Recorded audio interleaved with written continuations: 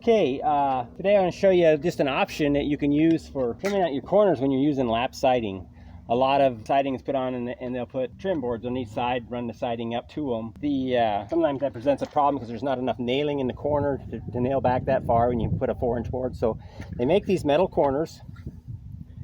Go with most siding manufacturers have a line of metal products to go with that. So you can put your corner close like that and then slip these in. They hook under behind the siding and then slip behind the top layer above them. And so you just have to kind of push that in there like that. And what I do is just not nail the very ends until after I get my corners in. And they slip in easier that way. Put them in like that and then take a little small shingle nail and they provide a hole. You can put that there. That's kind of important because as things over time shrink, these could slide out, so you put that nail in. That keeps that from happening, and then you just continue on up the wall like that. Provide a nail in the hole to keep them from ever slipping down.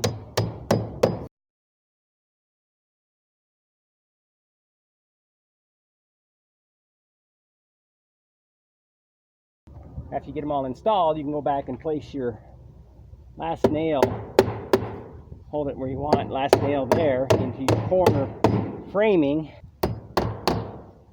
like that, and that'll just kind of pinch it in good and makes everything nice and true. Also, a lot of siding there at the joints, if you come over here, they're caulking them. Well, they make these covers that work real nice and they paint up. They do put a little bit of a bump there, you know, but the caulking, a lot of times you've seen where it wants to come out when the siding moves and contracts and expands from the heat and cold, and the caulking wears out and turns into a maintenance issue. These covers solve that, and they're pretty much maintenance-free situation. They just paint up when you paint the wall, and they're there from now on. So I just wanted to point that out. They make the covers and the metal corners, and it works out pretty good. If you have a situation where, like we do, where we have a kind of a small starter, you can take a piece and you cut a big V out of it like that, just something left over. You don't have to waste the whole corner. And you bend like that,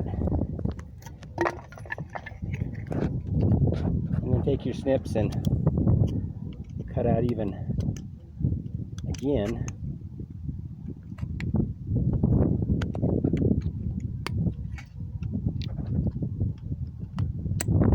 That, and you can just make a little short corner like that with the tuck under, and then you can start that in there like that, see, and that takes care of that little bottom situation. You don't have to waste the corner there. Where I've been buying them, they're running about 99 cents, $1 a piece. Same with the joint covers, about $1 a piece. I think if you bought them in bulk, they get cheaper. But for me, I like the look. And of course, you paint them all up the same color. They're white, they're primed, they're ready to paint.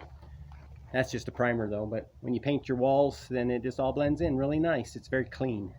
And don't see that too much these days, but it used to be real common. So that's all I want to share today. Hope this helps somebody, and thank you very much. One.